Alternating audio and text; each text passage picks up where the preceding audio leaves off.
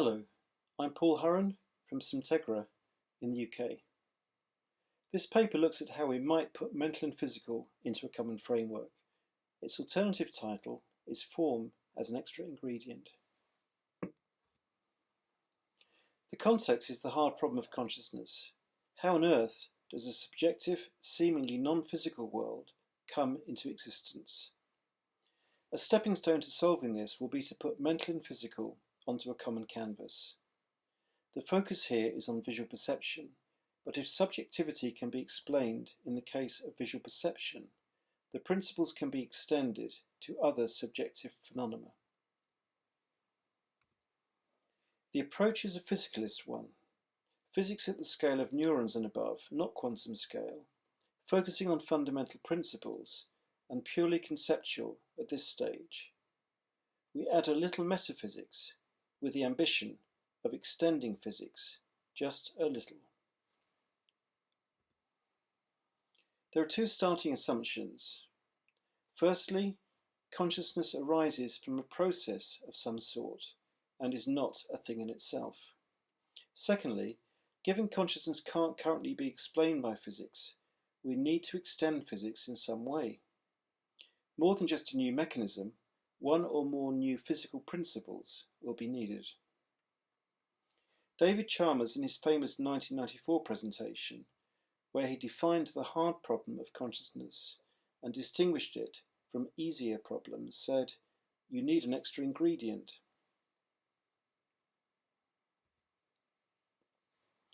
If we consider the attributes of an object, its attributes as perceived, such as size and shape, are correlated with its physical attributes. Even colour has physical correlates. The spectral reflectance of the surface, reflected and ambient light, and the physical properties of the visual processing system of the observer. With any attribute, in visual perception, there is also a local transformation of some sort by the brain-body. The intuition is that abstractness is out in the world, not just in our brains. If we take a painting by way of example, and this is one I like very much, the abstractness or form of a painting is not a pure creation of the brain. The painting's objective attributes are intrinsic to it and drive the experience of the perceiver. They are mapped to a set of perceived attributes which only to a certain extent are perceiver dependent. There is some local transformation by the brain-body, as illustrated in the case of visual illusions. But broadly speaking, objective and perceived attributes are two aspects of the same thing. A painting, like any object when perceived, will also invoke a particular response or feeling. In the context of visual perception, we can define form with a capital F as a set of external attributes of an object, those attributes that are capable of being perceived, in this case, size, shape, and colour. The intrinsic form of an object is mapped to and drives the form as experienced by the brain-body. There is a transformation between the intrinsic form and the form as experienced. Here transformation is used in a very general sense. We could use the word interpretation instead, and the transformation might involve some prediction too. The hypothesis is that by considering form to be fundamental, along with mass, length, time, and electric charge, mental and physical can be put into a common framework. Form being fundamental follows from the intuition that abstractness is out in the world, not just in our brains. The form of a physical object maps to its form as perceived, with local transformation by the brain-body. If we take shape as a special case, the form of the object as perceived, its shape, broadly is the intrinsic objective form of the object from the perspective of the body. Therefore, objects as targets of perception are real objects. This is not wholly surprising if one considers the fact that this is an interaction between two physical objects, the object itself and the brain-body as a complex physical object. And if we consider a virtual reality model of conscious experience, rather than creating an entire 3D virtual world, only subjectivity and self are creations of the brain. Conscious experience is not instantaneous. It's well known that elapsed time is needed to process, align and integrate colour, shape orientation and motion, typically a few hundred milliseconds. So subjective now will be a rolling time window of the order of a half a second or so.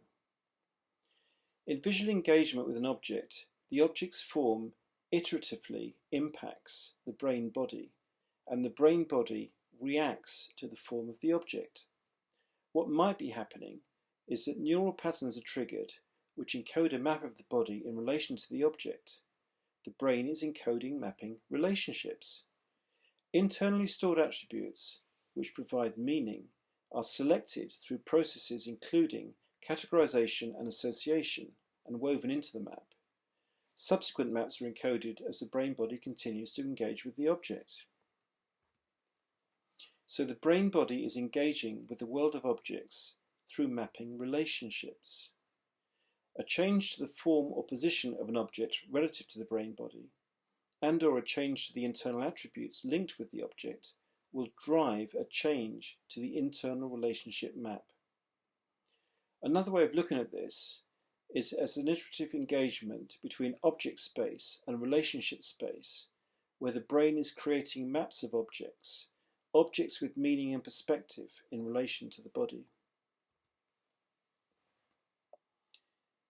This slide is included to illustrate a possible direction of travel. It is highly speculative and no doubt one of many possibilities. When it comes to subjectivity, feeling as well as perception has an important role to play. That aspect is not speculative.